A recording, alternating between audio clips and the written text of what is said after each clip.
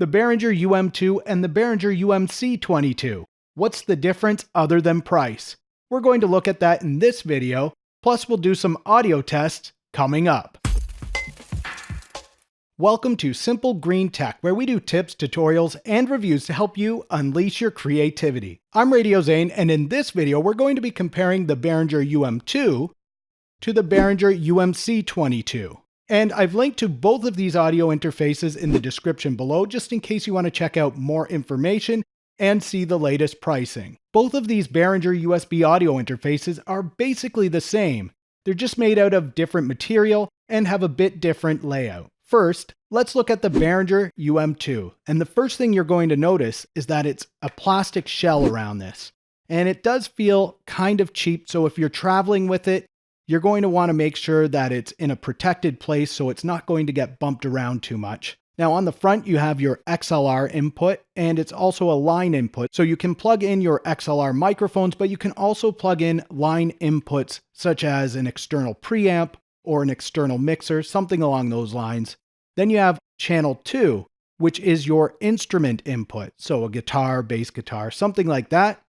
And then over here you have your direct monitor button, which is quite handy because when you record into a computer, there's some latency. And that's the time that it takes for the audio to go into the computer, and then back out into your ears. And it's only in milliseconds, but this can really throw you off if you're recording some guitar or something that requires you to keep beat. And when you press this button in, you're actually just listening to the sound that's going into this, and it's not being affected by the computer at all, which is great for keeping time. And then on the front, you also have your headphone input. Then on the back, you have your unbalanced RCA outputs, which will go to your speakers or your studio monitors. And you also have a 48 volt on-off switch for your phantom power. Looking at the top, you have 3 controls: channel 1 gain, channel 2 gain, and your volume knob that controls both the speaker volume and your headphone volume. So that's about it for the Behringer UM2. Now let's move on to the UMC22. Now, one of the first things you notice when you pick up the UMC22 is that it's got a little bit of weight to it. And that's because it has a metal case around it. And it actually feels quite solid.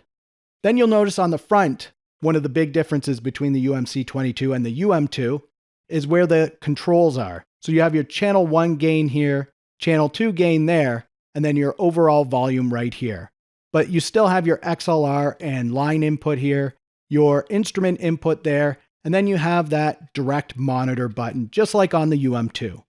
Around the back, you have balanced outputs. These are 1/4-inch outputs that will go to your speakers or your monitors. And you also have that 48 volt phantom power to power your condenser microphones and studio microphones that require phantom power.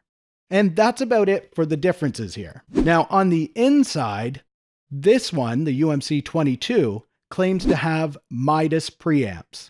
And the UM2 has Xenix preamps. Now, I've heard this is just a marketing thing and that the chip inside both is exactly the same.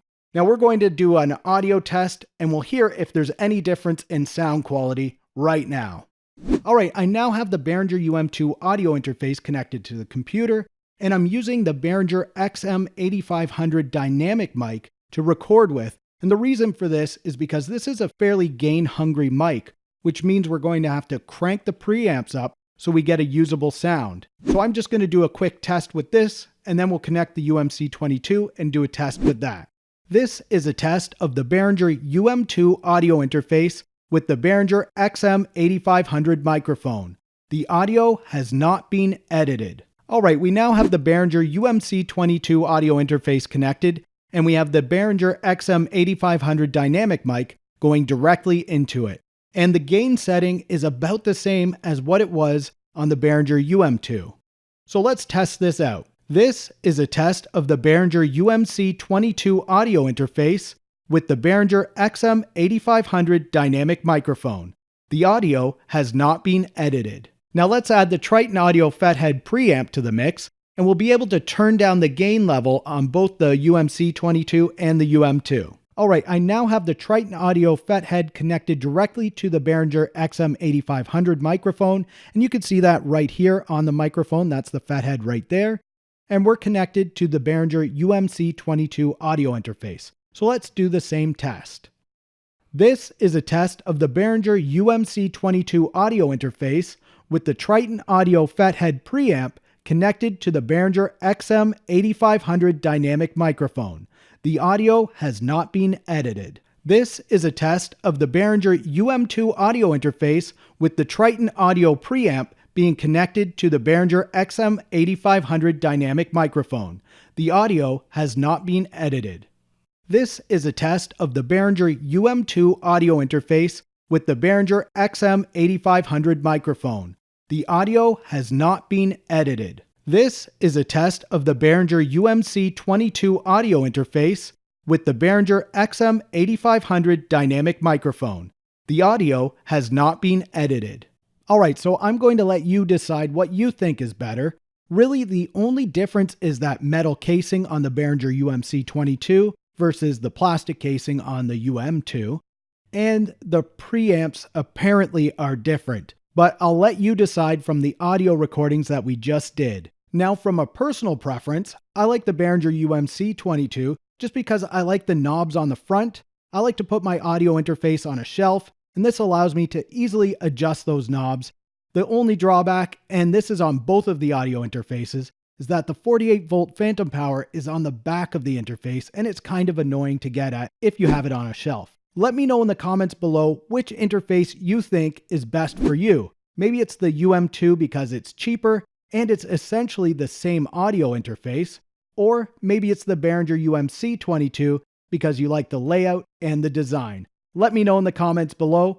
Thank you so much for checking out this video, and if you'd like to see more videos like this one, please subscribe and give us the thumbs up.